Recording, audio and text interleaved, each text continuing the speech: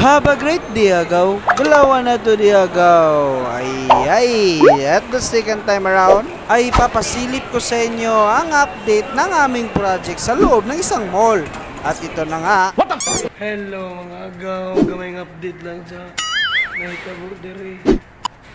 Ayan, kitang-kita yung mukha ko agaw ay hinang-hina at kakagaling lang ng ubo at sipon. Kaya ngayon napapaos naman yung busis at nagmamasid sa ginagawa ng isang electrician dito.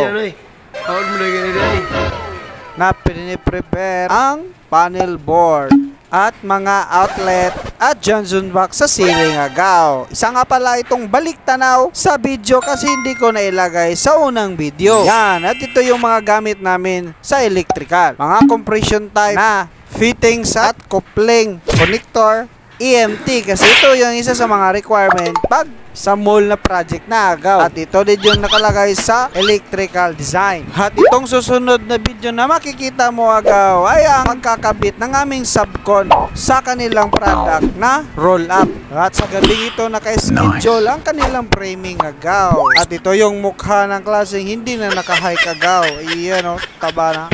At pagkakabit na rin ng mga ducting materials sa kisame. Iyay. At dahil higtik na yung schedule sa trabaho agaw ay hindi na tayo nakapag-vlog sa labas kagaya ng dating gawi. At mayroon din akong na-realize agaw nung narinig ko ang kantang ito. Sinimulan ko to ngunit walang naniniwala kaya tinigil ko back in the mode again, galaw-gaw. At ito na nga agaw ay naikabit na ng roll up ang kanilang roller guide sa gilid-gilid. Ini-welding nila ito agaw. Yan, yung frame niya.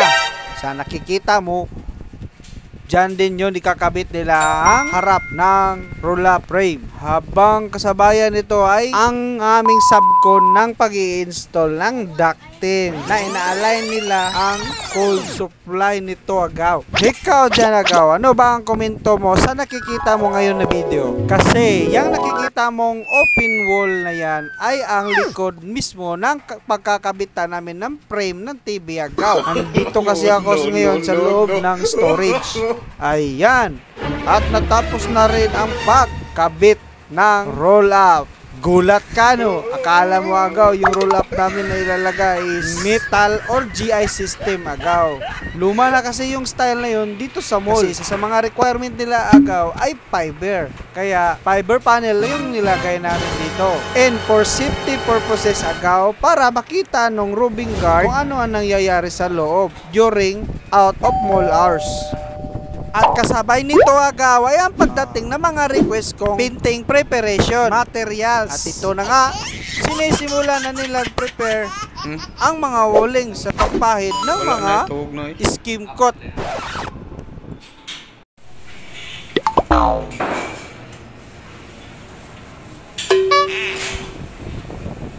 At habang ang mga kasamahan ay gumagawa, ay andito lang ako sa gilid mga agaw, nakaupo at nag-iisip na kung ano ang susunod na gagawin. At mga materialis na ipapasok kinabukasan. At ito na nga yung painting preparation agaw sa loob ng storage. Habang binabatakan namin yung kantong bakas ng rivet at screw ay sinusunod naman namin ang pagpa-primer. Ganon din ang ginagawa namin preparation sa ceiling agaw. Pagkatapos namin i-install ang gypsum board, gypsum pati na may nakalamang fiber tape ang pinalitada namin sa mga kantong niyan agaw. At maliban sa ibang detalye, maaari mong itanong sa comment section. Ganon! Ikaw agaw, ano ba ang kadalasang ginagamit mong ceiling materials? Hardifix ba o gypsum board?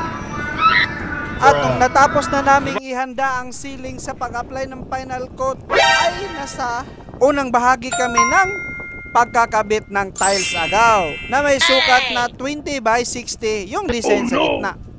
At dahil sa preparasyon ng mall agaw ng kanyang flooring ay naglalaro lang sa 1 inch and 1 and a half ay mariing adhesive na lang yung ginamit namin na pangpadikit.